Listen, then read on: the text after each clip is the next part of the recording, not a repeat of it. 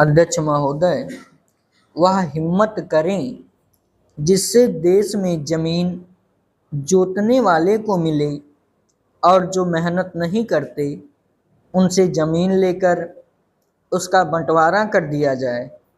मुझे आश्चर्य हुआ जब मैंने इस प्रतिवेदन को आरंभ से अंत तक देखने की कोशिश की और इसमें अंग्रेजी का इतना समर्थन मेरी समझ के बाहर की बात थी।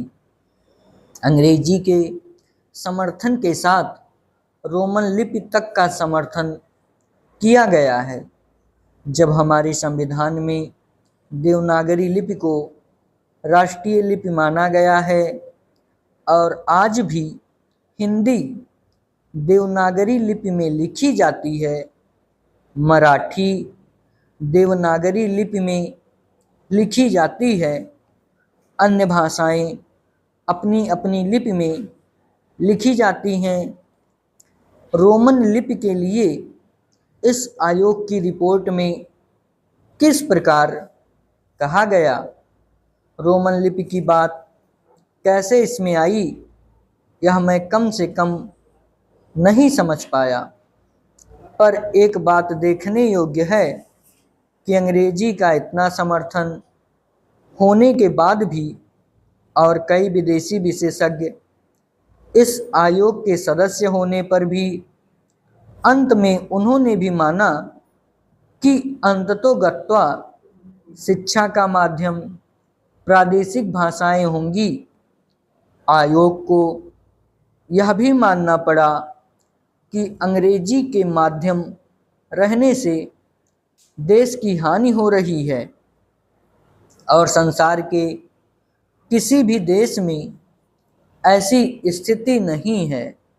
आयोग स्वयं इस बात को स्वीकार करता है कि इस प्रकार विदेशी भाषा के माध्यम से हमारे देश की कितनी हानि हो रही है। मैं त्रिसूत्री भाषा फार्मूले का समर्थक हूँ। हिंदी साहित्य सम्मेलन, जो हिंदी की सर्वमान्य संस्था है जिसका इस समय मैं अध्यक्ष हूँ, उस सम्मेलन ने भी त्रिभाषा फार्मूले को स्वीकार किया। यद्यपि हम यह उचित समझते थे कि द्विभाषा फार्मूला रहता, एक मातृभाषा और दूसरी राष्ट्रभाषा, लेकिन हमें इस बात का भय था कि यदि द्विभाषा फार्मूला रहेगा तो मातृभाषा और अंग्रेजी रहेगी।